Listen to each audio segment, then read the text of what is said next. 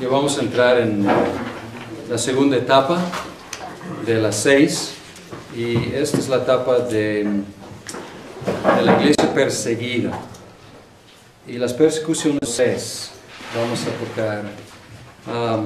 Primero, los motivos de las persecuciones. ¿Para qué perseguir a estos cristianos? No eran ladrones, no eran rebeldes, no causaron problemas. ¿Para qué perseguir a este pueblo que obedecía las leyes, que era pacífico? ¿Para qué? Pues hubo varios motivos. Primero, motivo político. Los cristianos eran considerados una amenaza al imperio, porque hablaban de otro reino y otro rey. Y a los reyes no les cae bien la idea de otro rey. Vimos lo mismo con Herodes, que hizo cuando escuchó del rey de los judíos, que era su propio título.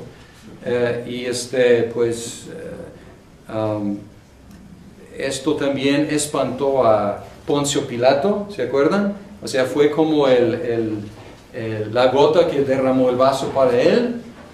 Si tú dejas libre a este hombre, no eres amigo de César, porque él se llama rey. Y pues entonces, un motivo político. A lo mejor malentendido, ¿no? Pero pues político. Motivo religioso. Los cristianos eran considerados ateos por los romanos porque no creían en los dioses romanos. También eran acusados de canibalismo. ¿Por qué? Porque comían carne y bebían sangre. Pues un malentendido de la cena del Señor. También eran acusados de incesto. Se llamaban hermanos, hermanas entre sí, y luego se casaban, y circulaban rumores de que en sus cultos comían sangre, comían carne, bebían sangre, luego apagaban las luces y había como orgía ahí. O sea, cosas ridículas pero malentendidos que circulaban. Y también problema religioso. En el mundo romano, con los muchos dioses greco-romanos, un dios más, no había ningún problema con un dios más.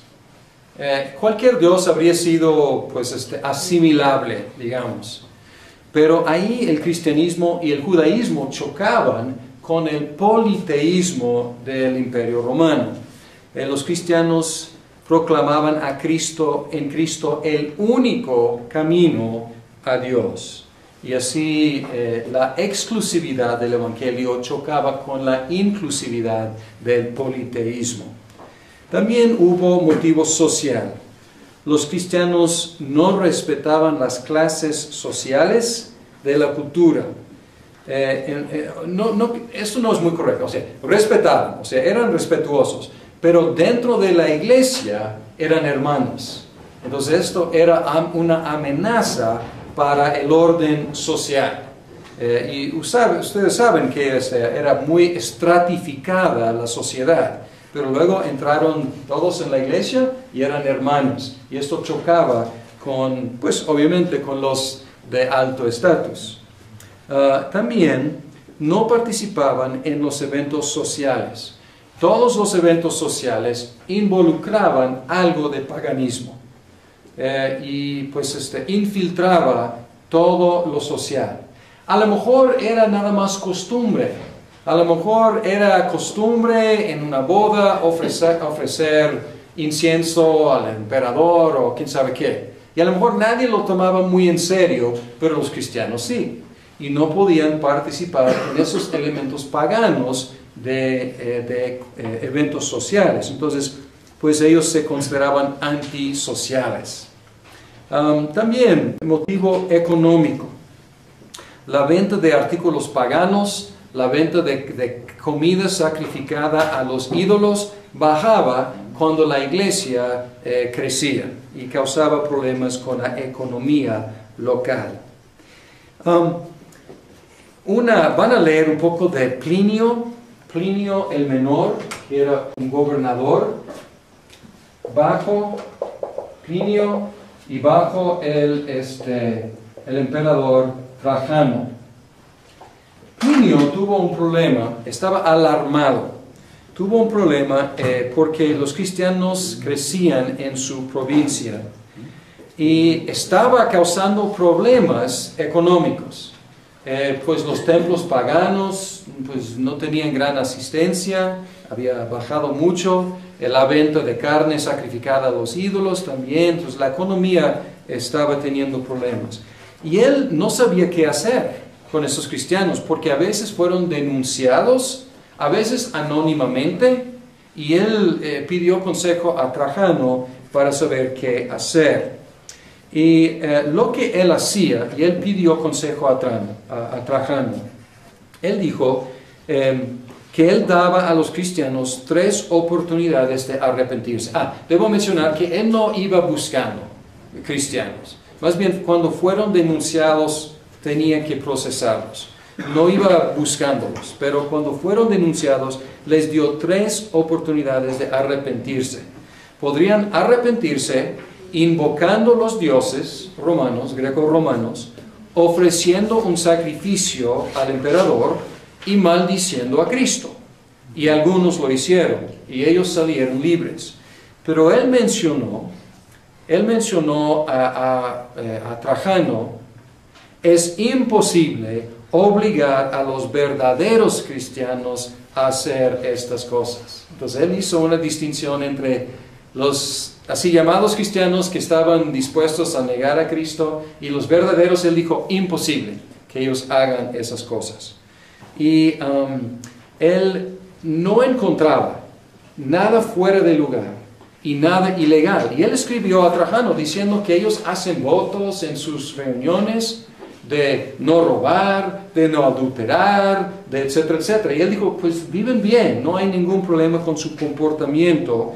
Sin embargo, eran obstinados en seguir creyendo lo que él llamaba su superstición perversa y extravagante. Y luego Trajano le respondió diciendo, sigue así, está bien.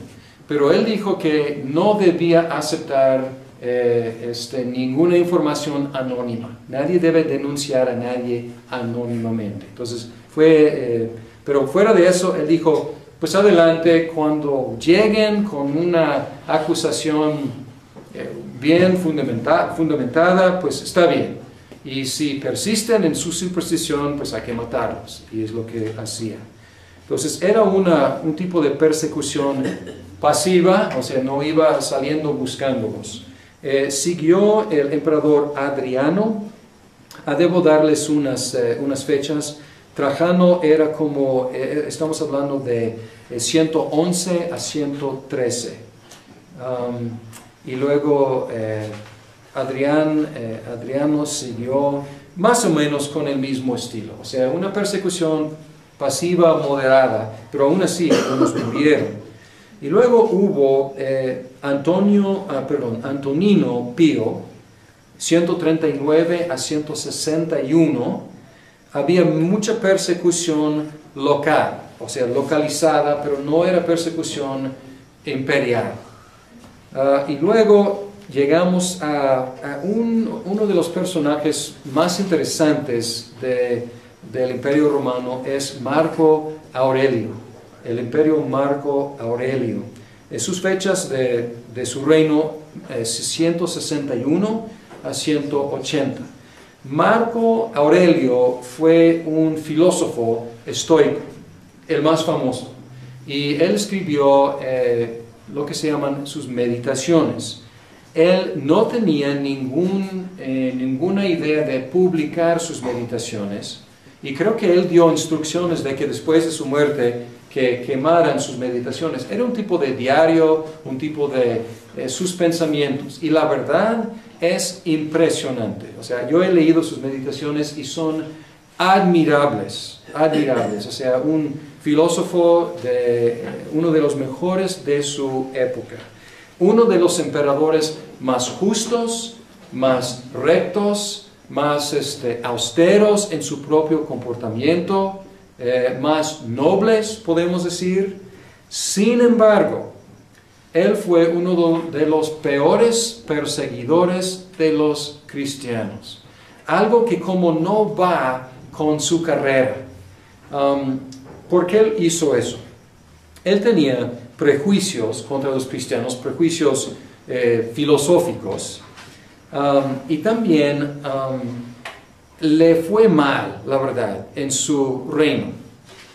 Había muchos problemas en cuanto a ataques de fuera, entonces él tenía que ser un emperador muy militar, protegiendo el reino de esos ataques, y le fue mal económicamente, en muchos otros sentidos.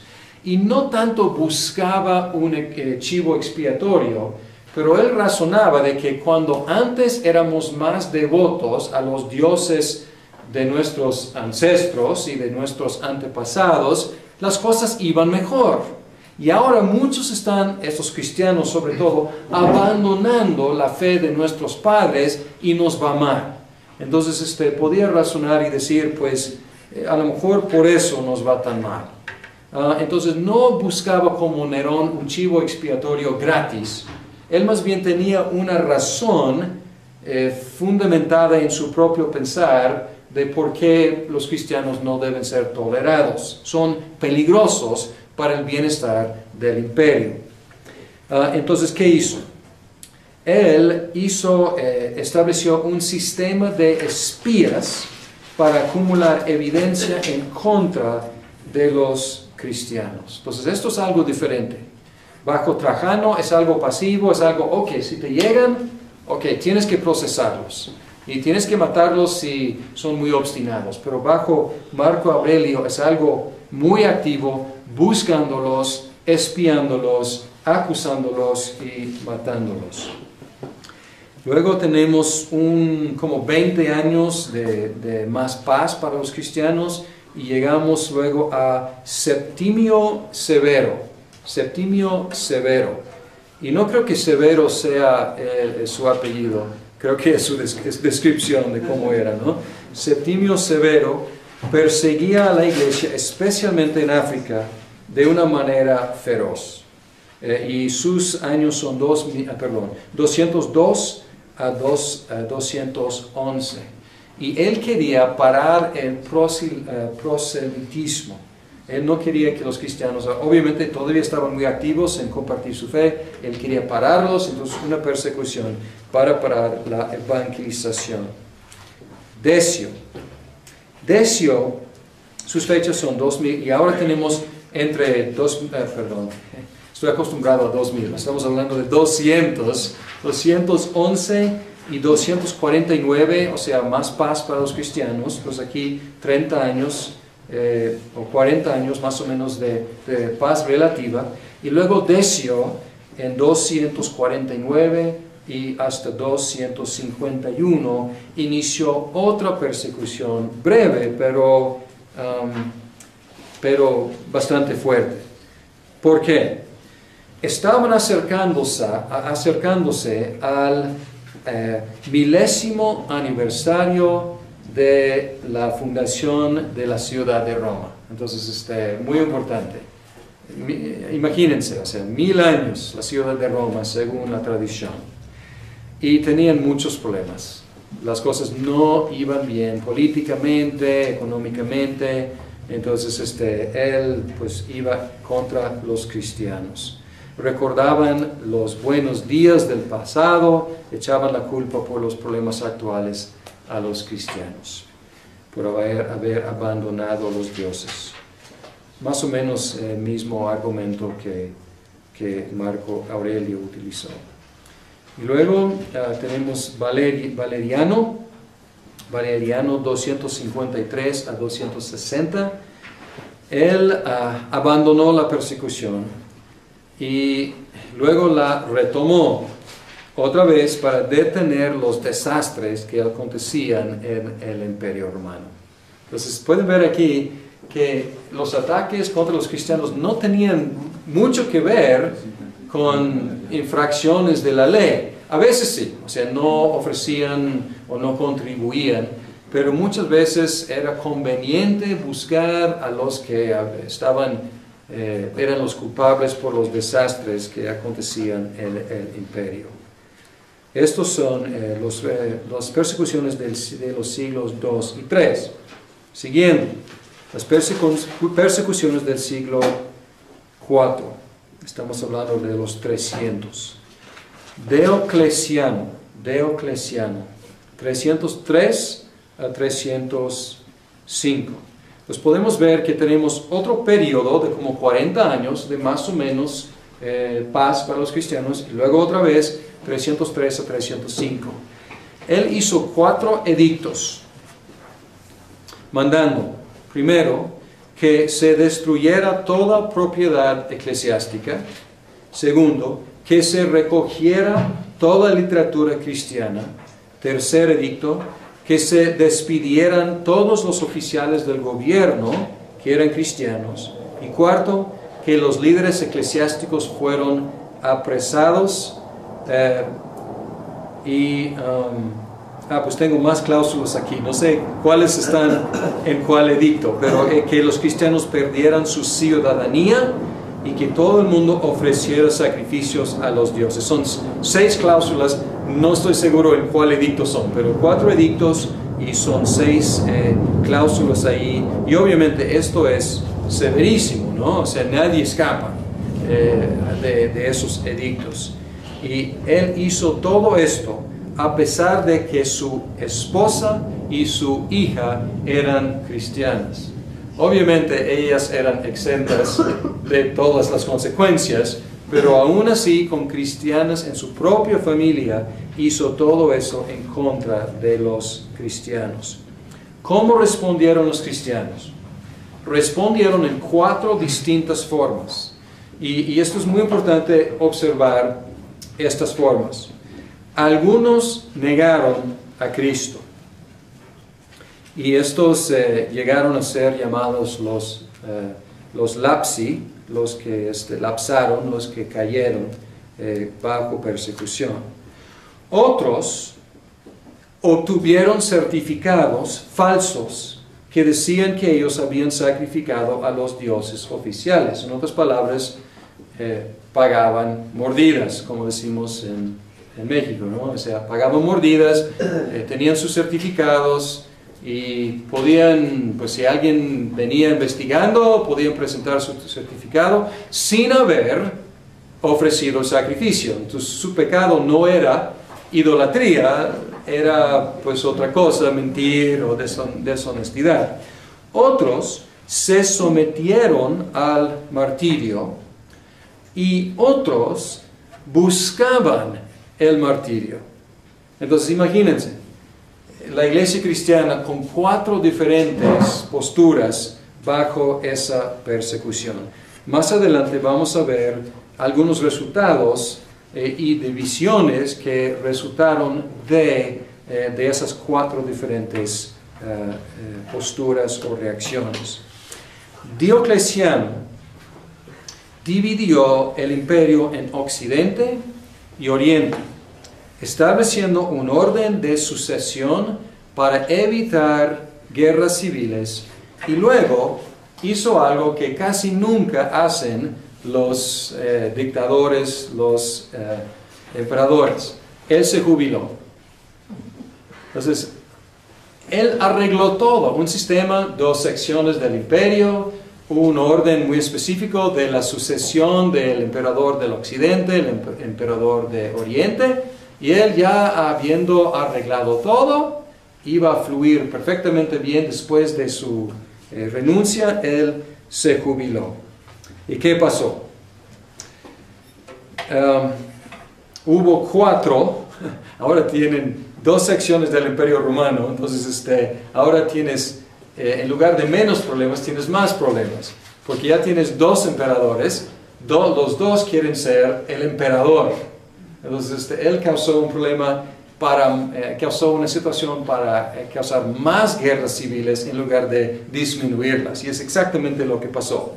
Hubo guerras entre aspirantes al trono, Y uno de los emperadores era Constantino, y él tuvo un hijo, su papá era, sí, Constantino y Constantino. Y Constantino estaba peleando por el imperio del occidente, y él ganó control del occidente en 313. Y luego ganó control de todo el imperio en 324. Entonces aquí tenemos ya entre 4 aspirantes al trono, por fin llega otra vez un emperador romano que era Constantino. Hay diferentes ideas de la fe de Constantino, pero en 303 él legalizó el cristianismo. Él promulgó un edicto de toleración, edicto de Milán, también se llama, y a los reyes no les cae bien la idea de otro rey. Vimos lo mismo con Herodes, que hizo cuando escuchó del rey de los judíos, que era su propio título,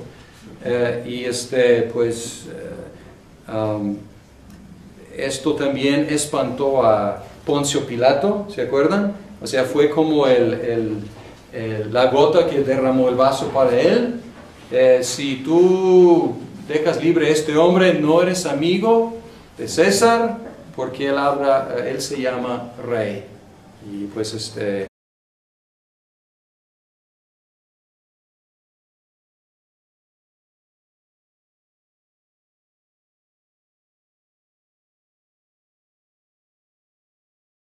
ya vamos a entrar en la segunda etapa de las 6, y esta es la etapa de la iglesia perseguida. Y las persecuciones vamos a tocar. Primero, los motivos de las persecuciones. ¿Para qué perseguir a estos cristianos? Incesto, se llamaban hermanos, hermanas entre sí, y luego se casaban, y circulaban rumores de que en sus cultos comían sangre, comían carne, bebían sangre, luego apagaban las luces y había como orgía ahí. O sea, cosas ridículas pero malentendidos que circulaban. Y también problema religioso. Entonces, un motivo político. A lo mejor malentendido, ¿no? Pero pues político. Motivo religioso. Los cristianos eran considerados ateos por los romanos porque no creían en los dioses romanos. También eran acusados de canibalismo. ¿Por qué? Porque comían carne y bebían sangre. Pues un malentendido de la cena del Señor. También eran acusados de... No eran ladrones, no eran rebeldes, no causaron problemas. ¿Para qué perseguir a este pueblo que obedecía las leyes, que era pacífico? ¿Para qué? Pues hubo varios motivos. Primero, motivo político. Los cristianos eran considerados una amenaza al imperio, porque hablaban de otro reino y otro rey.